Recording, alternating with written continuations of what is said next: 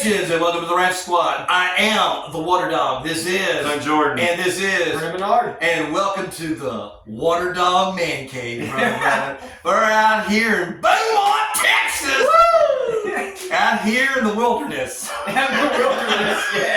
We're making news. Hey, we're going to go through our week 3 surprises for you real quick, man. Just talk about what we like, what we didn't like. And we're going to be starting with winning team. All right, we're going to look at the winning team. And so, Brendan, who was your winning team? Who's your surprise? You know, I think there was a lot of surprise wins this week. If you look at the Carolina Panthers, I think were a very surprising win. But I went with the Commanders as my surprising win. I think that was a great game on Monday night. They played at Cincinnati. And we'll get into it later. You know, Jaden Daniels, to me, played the best game. And the Commanders, just they really surprised me. Because if we go back to when we picked divisions in the previous episode, I said, and next year we'll talk about the Commanders. I think they're a good team that's going to take a year. And they're 2-1 on the season, and if not mistaken, it's tied for the division. And that's impressive. And to get Cincinnati to go 0-3 at home, to me that was just hands down the most surprising win in the way that they won that game. Okay. Well, I don't know about as much as a surprise, but I think it surprised me. And I just thought I was just really impressed. And that was Green Bay. Green Bay. I thought that Green Bay just played phenomenally well. And I think Malik Willis just, it's like, He is surprising. who are you going to start now? I would have Jordan Love sit for a while. This guy's got the hot hand, man. I don't know. That's a tough thing when you got a quarterback that's playing a hot hand.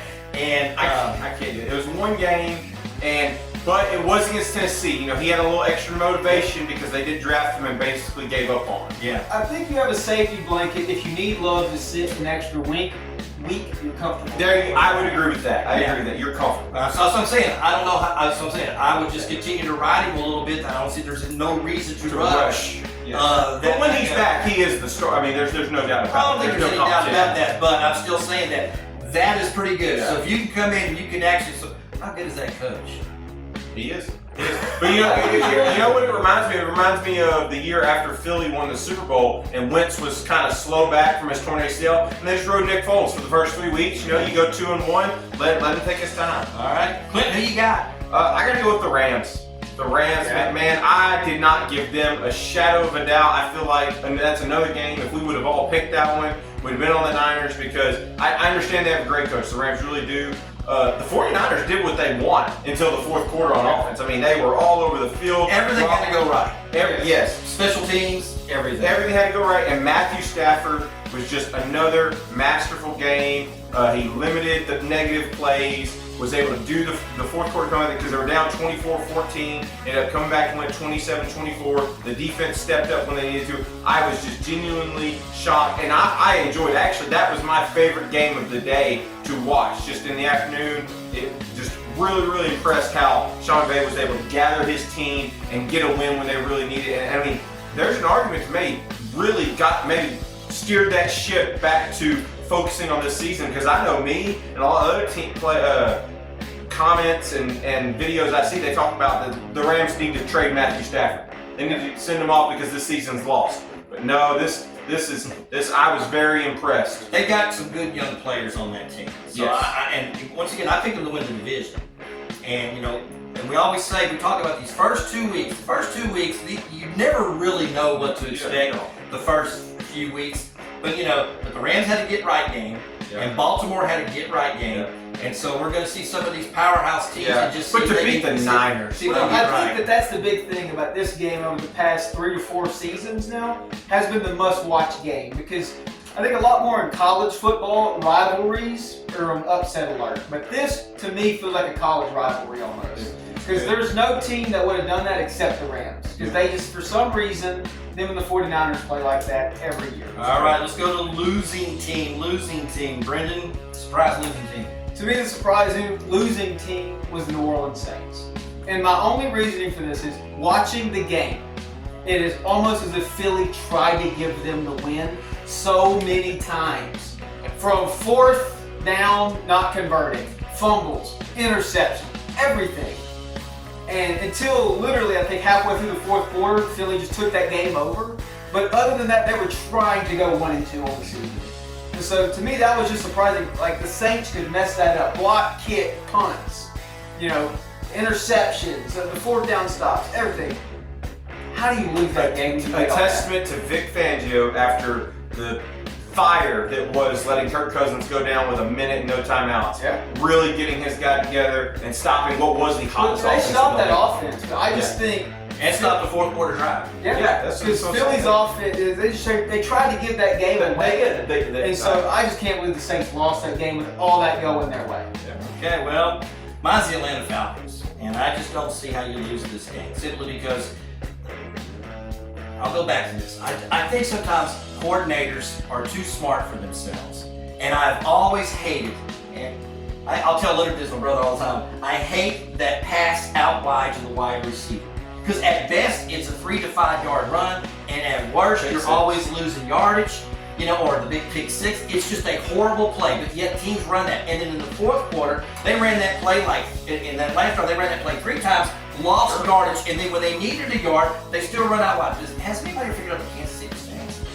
That's their defense. That everybody on the defense is fast. They're young, they're fast, and they can play out wide. And everything that Atlanta did when they were successful was down the middle of the field. It was down North the and south. middle of the field, and all of a sudden in the fourth quarter, when you're needing that go-ahead drive, which I felt that they were going to do, I was like, there was to me, and they were moving the ball in, and then all of a sudden out wide, that killed it. Then all of a sudden they go up in the middle again, and they start having success. Then they throw it out wide again, and they killed it. And then they go up the middle, have success. And they decide to run out wide, and they killed it. And it just drove me crazy. It was just sitting there.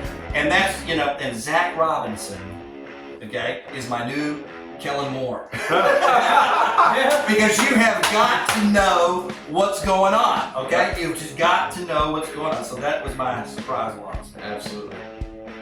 Clint, who you got?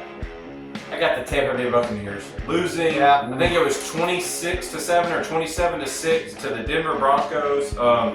I just thought Bo Nix, we had seen a couple good plays, seen a couple flashes, but he hadn't put one together. The Buccaneers, the way they had been playing, just absolutely dominant all 3 phases of the game. And they just come out and they stunk. That Denver defense absolutely stifled Baker Mayfield. They couldn't get a run game going. Mike Evans absolutely disappeared. I think Chris Godwin was the only bright spot on that offense all day. And just Bo Nix. Bo Nix played a really impressive game. Best game this year. By far.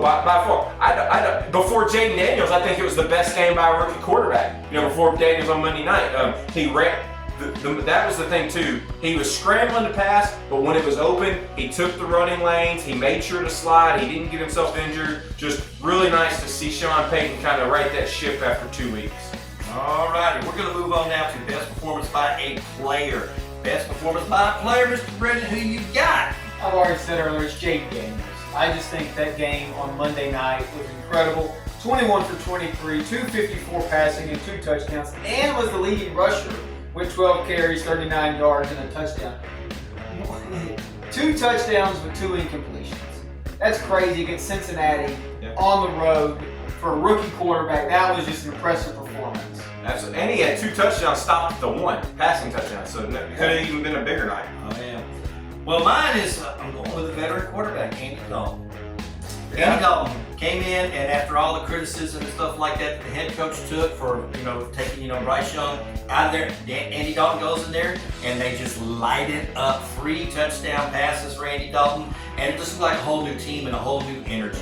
I mean, so it looks like the coach made the right decision. Now, one of these things is you always get these backup quarterbacks, these old veteran backup quarterbacks. They do for good for a couple of weeks, and all of a sudden teams catch up to them again real quick. Once you get film on players, things change. Absolutely. So I don't think he's the answer for them, but at least he can right the ship for a few games. Now the question is do they bring Bryce Young back in after all of this? That's the question. That's going to be the next big thing. Yeah, I think you have to wait until you see Andy Dalton start. Until he can't win and that offense looks bad again.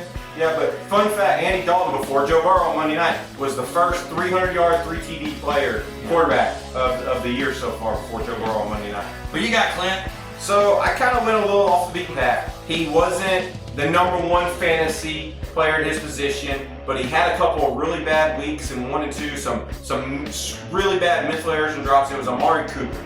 I just really like that, the Browns offense hasn't been doing much. They've looked like garbage. He's had just two horrific drops in week 1 and week 2, but to come back, 7 receptions, 86 yards, 2 touchdowns. He just kept focused, and I know they lost the game, but I was really happy to see that because Amari Cooper's always been one of them players you hear that, man, does he really go for it all the time? Does he take plays off? But I felt like he didn't. He gave it his all, and to get back out there, even with how the season's going, I just really like that he ignored all the noise. He got out there and he did his job. All righty, so now we're going to go to worst performance. When I kind of really thought about this, I picked C.J. Stroud in this. And I know he's young, but we consider him a top echelon quarterback. Maybe not the best, but he's up there no matter how you want to rank him. And just to lose in that way, and I think Minnesota has a good team.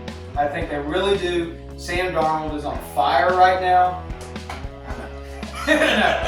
But to only score, I want to say, was it 7 points? 7 points. 2 interceptions.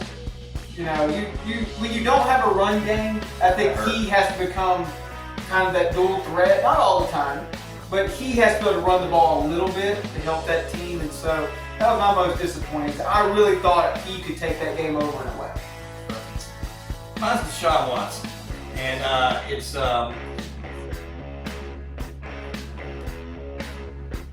I just don't think we're ever going to get the Deshaun Watson piece. No. I think that's just become a thing. And I'm watching this game and I'm like going, the crazy thing is that there are moments.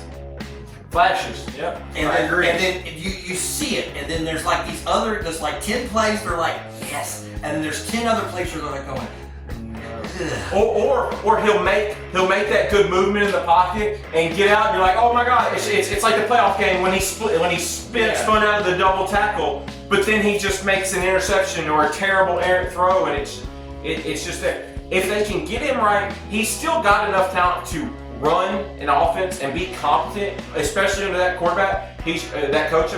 He's got to stop trying to do everything. I know it's just I watch it. I just said that's. And I don't think it was the worst performance overall. No, not by a long shot. I'm just thinking that this was the game that I really thought the Browns should have won. Yeah, okay, and you're just sitting there, you're looking at this performance. You've got to get some of these wins when you can, and so there you go. That's me. Then you got Clint. Absolutely. I'm gonna go with a guy who he didn't have a goose egg. He had about 5 receptions for 40 yards. But I continue to just be disgusted. It's Brandon Ayuk. Just drops after drops after drops. This was his game. Kittle's out, Devo's out, McCaffrey's out. Everybody, he's going to be the one to step up. No, it's Jawan Jennings going for how many receptions? 150 yards, 3 touchdowns.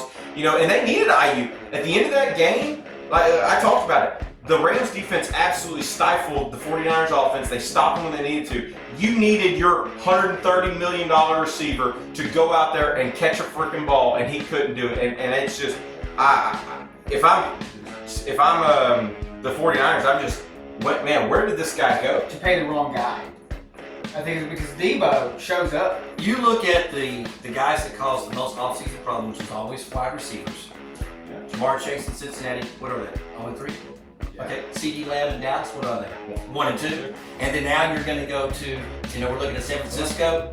They are 1 and 2. Hey. So collectively, what are they? 2 and 7? Something like that. Those 3 teams? Yeah. 2 and 7, and it's 3 receivers, and once again, it's all of that. And I want the bag. Hey, and that's why the Eagles have the best GM in the league. Look at what he did. He just traded for A.J. Brown. He paid him. Yeah. Devontae Smith, hey, I don't care. I'm going to pay you a raise. Hey, A.J. Brown, you've been doing so good. Let me go ahead and give you a raise. Yeah. Take care of your guys. And take care of them early. Yep. It's going to be cheaper in the long run. It's going to be cheaper in the long run, and you take care of them early. Look, that's what the Chiefs. 10-year, $500 million deal on Patrick Mahomes. Everyone's like, oh my God, you're crazy. You're jumping the QB market by $13 million. We're already $10 million a year past that. And they're going to redo it in a few years. Yeah, they are. They're going to redo it. They're going to redo it. They're going to be ahead of it. They'll redo it. And it's just one of them things. But that to me is always stands out is that when you've got players that are disgruntled and they hold out and whatever. They're not in the training camp and stuff, and so now it takes forever, you know, for them to get the time. Now, thank goodness Chase looked great here. Chase did. I was going to say that. I think You know, Lamb he looked had great, the fumble, but that was his first good game. But yeah, on Monday night, Chase actually started to look good. Yeah. Well, folks, that's all we got time for, brother. We've been the Rant Squad. I've been the Water Dog. This is. Clint Jordan. And this is. Bernard. And we are